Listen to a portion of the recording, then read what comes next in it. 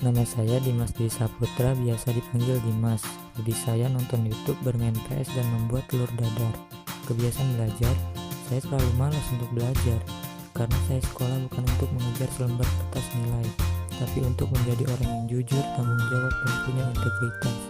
Prinsip hidup saya adalah melakukan apa yang membuat saya bahagia, bertanggung jawab dengan apa yang saya kerjakan, dan menerima risiko dari setiap keputusan yang saya ambil. Saat saya masih berumur 3 tahun, saya seperti hidup dalam kesendirian dan hanya diurus oleh pembantu.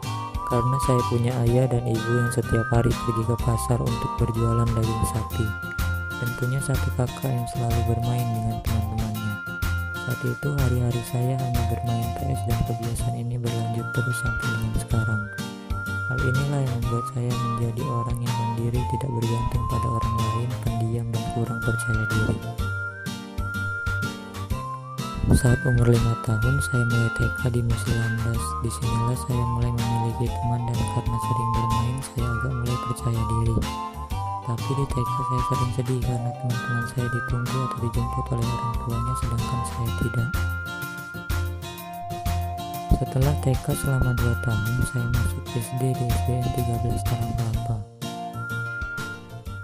Saat saya kenaikan kelas 3, saya dan kedua orang tua saya mengalami kecelakaan yang mengakibatkan kaki kiri ibu saya patah.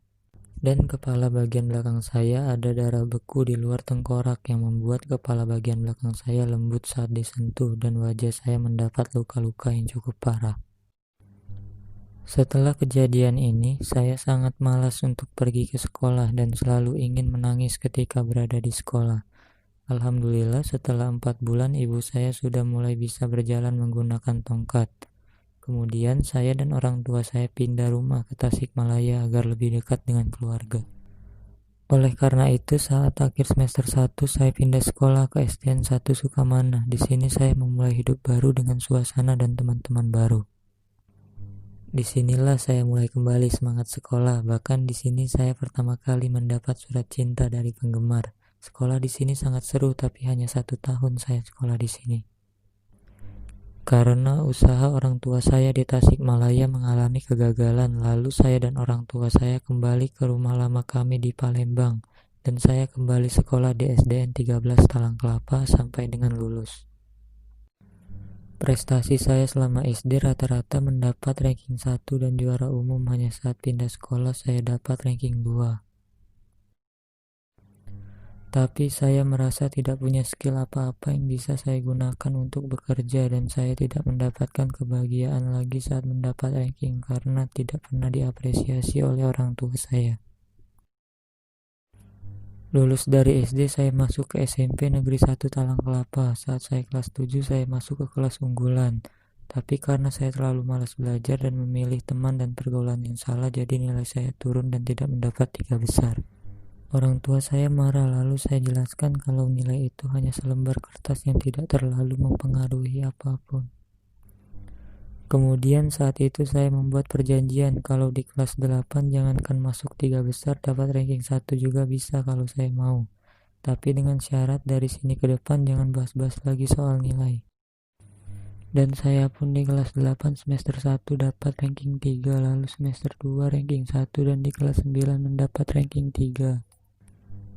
Saat SMP lah saya mulai bercita-cita menjadi seorang insinyur sipil karena saya sangat tertarik dengan gedung pencakar langit, jembatan, dan bangunan-bangunan estetik.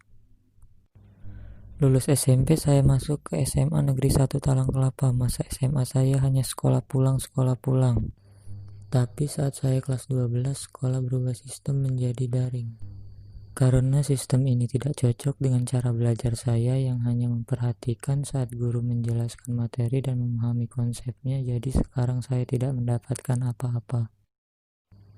Tapi ada hal yang menarik di tahun ini karena orang tua saya baru menjual rumah kami yang lama.